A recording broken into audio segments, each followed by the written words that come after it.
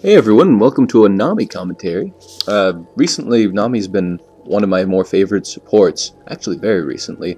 Just kind of picked her up in this game, and wasn't really expecting much, but in this game I actually kind of figure out what exactly she really does. One of the things she's really good at is poking and then keeping people from trading with her, as you're going to see very often in this video.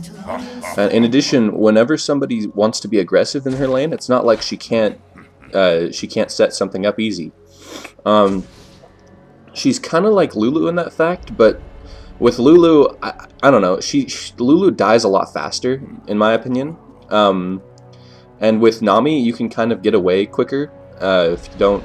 I mean, if you have any of your spells. With Lulu, I kind of find that you have to have your W up in order to escape easily, because otherwise you're just going to die. So Lulu's good, and she's probably the best support there is right now, but I don't know. I've been preferring Nami more often. I don't know, I just might pick her up in ranked if I play her enough and do well with her consistently enough, because that's one of the most important things to keep in mind with a character is, if you're gonna pick them up in ranked, is that if you're consistent in how well you play them. Now, I put a purple ward in that other brush, and I didn't put it at dragon, and here's why. People probably aren't going to be going for dragon within 3 minutes, which I believe is the ward time, is 3 minutes. I don't think anyone's going to go for dragon, but what I do think is that if I do get bush control for that bush over there, they are going to put a ward down, and then I can just kill it and maintain ward and maintain bush control and maintain dominance of the lane, which I kind of think that is going to happen against a Grave Zero lane. Normally, I'm kind of afraid of the damage, I suppose, but this Zira didn't actually have the right runes, and I'm going to show you really quick. See right here, you need to have magic pen runes on any sort of poking support, and if you don't, then you're doing something severely wrong. So right there, Zira is just missing her bind, and then at that point we probably could have gotten aggressive. Right there, we kind of poke in on each other. I didn't expect that bubble to land, but as you can see, that Zira is not really doing that much damage, and she really isn't landing any binds, so I wasn't horribly worried. However, what I kind of was worried about was completely going in on engages right away, because I knew I was kind of weaker than her at this point. However, what I wanted to do was kind of whittle her down like that and auto-attack her as much as she's auto-attacking me. So right there, her Q does a bit more damage than I thought it would, but the trade is still kind of even. I have to make sure that Misfortune isn't getting traded on anymore. The other thing is that I know that my W costs a lot of mana, and that nobody's low enough to really warrant using it, so I'm not using it yet. And that's the primary reason. Also, I've seen people max different things on Nami, but I personally think that you're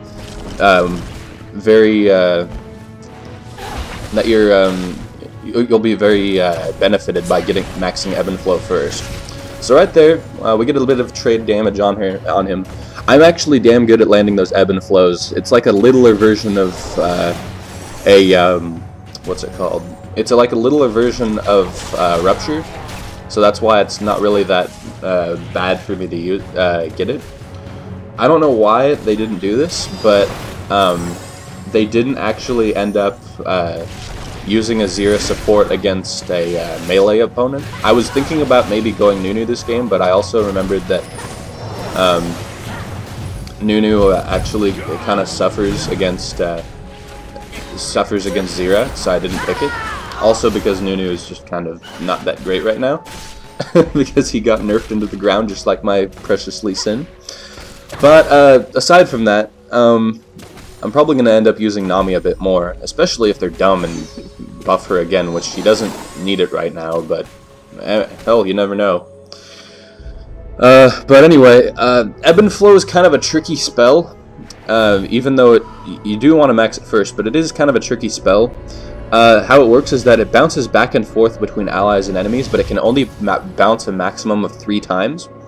If you hit an ally with it, it'll bounce to a nearby champion, and I think if you hit an ally with it, it bounces back to another allied champion.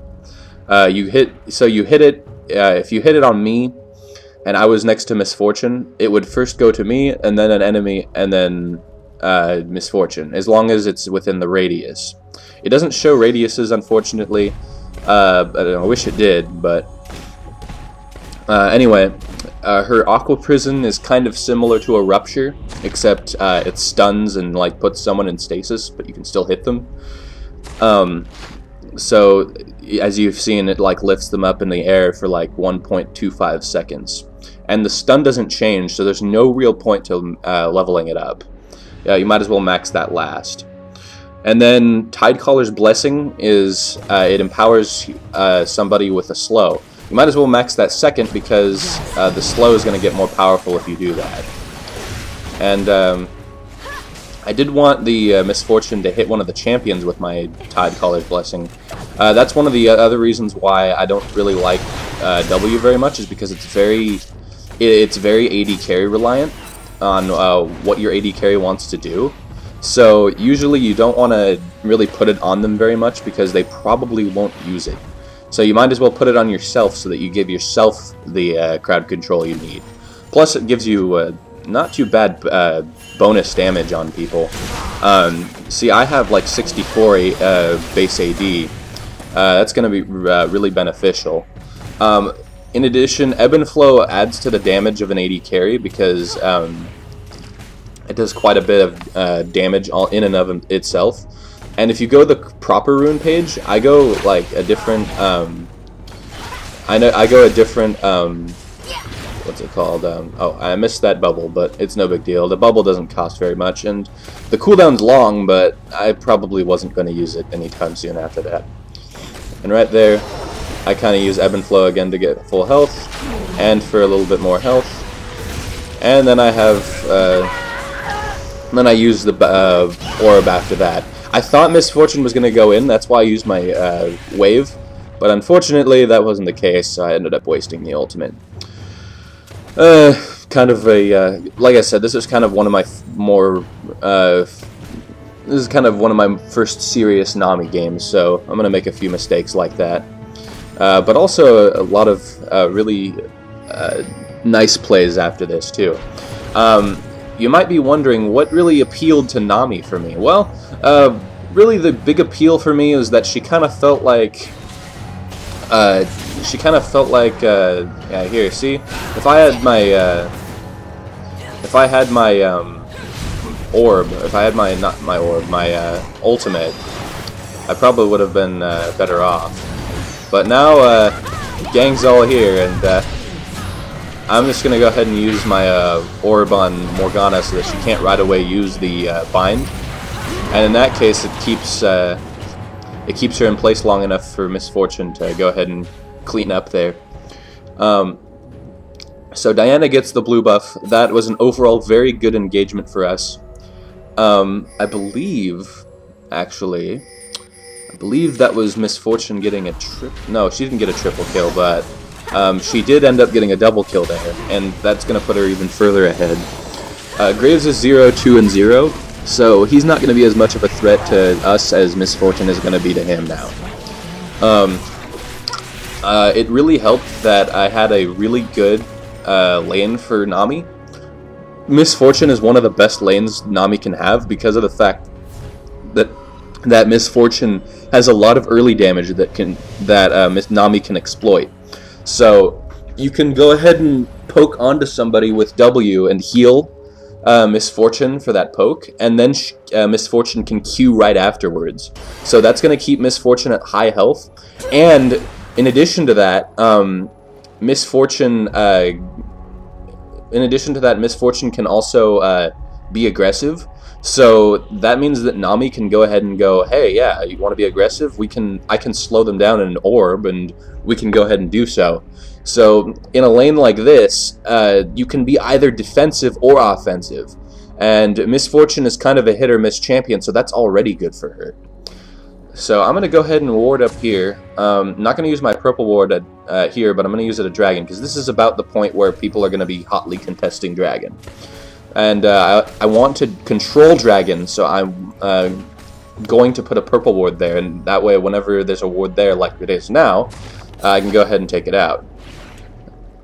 And if they were smarter, they probably would have gone up to try to take me out when I was taking out the ward, because usually in against an experienced bottom lane, they will do anything they can to keep the ward safe from me, even if I have a purple ward. Depending on, of course, depending, of course, upon, like, you know, how far behind they are, how far ahead they are. But regardless, we're just kind of last hitting and stuff, you know, back and forth. And right here, I'm keeping them from whittling me down. If there's one person they shouldn't have used against me, it was Zira. Personally, I think who would have been better would have been, like, I think Tarek would have been a better... Oh, and I'm going to go ahead and use my ultimate. And unfortunately, I get the kill there, but... whatever. The Misfortune gets the assist. She already has 4 kills. So, me getting a kill didn't really hurt her very much. So, yeah, this is generally a pretty aggressive lane. That's something you have to keep in mind, is if the Misfortune knows what she's doing, she's going to be aggressive all the time. So, I forgot to mention that in my previous support video. You have to really telegraph what your AD carry is going to do. Because I kept just... My last support commentary was focusing on making plays all the time. One of the other important things was kind of keeping in mind... hang on, yeah, I didn't want to use my orb until I knew I was going to hit it, but he ended up using Ghost. I don't know what the hell he was doing. I think he like lagged out for a minute there, but then he kind of came back and he was like in the middle of between our brushes, so he was just like, oh shit, I have to use my Ghost. So yeah, I think that's kind of what happened. As a result, Misfortune really really just kind of put the hurt on him. If I had just put my Tidecaller's Blessing on her, we probably could have killed him, but there's no guarantees. He used Ghost anyway. I did want to kind of use my the slow anyway, just in case. So now they're actually going in on her, and as a result, I'm just gonna go ahead and do that. And yeah, there's a big teleport going in, and that's kind of bad. But it's okay because Misfortune gets the kill on Zira, and the trade doesn't actually end up being that bad. We go 2 for 1. So really good play on Misfortune's part there. And we actually get some damage in on Graves there, and we actually get a flash on him. He didn't even need to flash, so I don't know why he did that, but as a result, it really helps us out later on. So I did want the Diana to get a lot of the CS, so I was just kind of backing off a little bit. Let me see how much she ended up getting. Yeah, she ended up getting quite a bit, so that's good.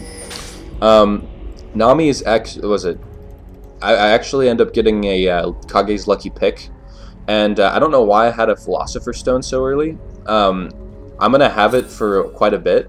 Nami's one of the few supports where you don't want a Philosopher Stone on her at all. You want to end up getting a Chalice, primarily because of what it builds into. I don't know if I can go into the shop with this interface. I don't remember how to. But Chalice evolves into Mikael's Crucible, and ordinarily I don't really get this on any supports because it's really expensive. But on Nami, it's actually really, really good on her.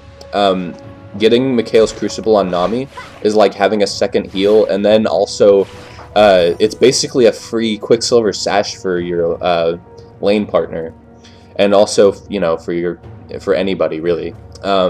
If your AD carry gets suppressed by a Warwick ultimate or something, you can go ahead and use Mikael's Crucible on them, and then the initiation means absolutely nothing. That's the other thing that I like about Nami, is her itemization. Her itemization is really, really strong, and I think once people figure that out, it's gonna be she's gonna be a contender for a really, really strong support. Unfortunately, there are a lot of supports that don't really. There are a lot of people that don't really know how to use Nami properly.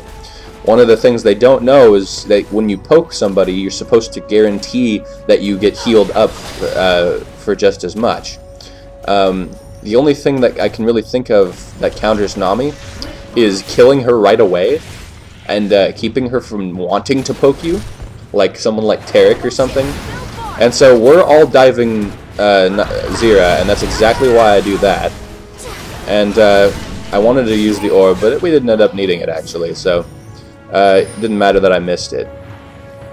So I kind of heal myself. You can also do that with Ebb and Flow if you really need to. You can go ahead and use the heal on yourself, and it doesn't really end up being that bad. So we pick up a dragon. In the meantime, at top lane, Aurelia is actually completely murdering this this enemy Renekton. I don't know how the hell she does that, but because ordinarily I would think from my knowledge of the top lane matchup between Aurelia and Renekton, Renekton would probably end up completely murdering Aurelia early and then completely destroying her. But I guess Renekton did something early that kind of fucked him over, and then, well, Aurelia is going to be snowballed after that.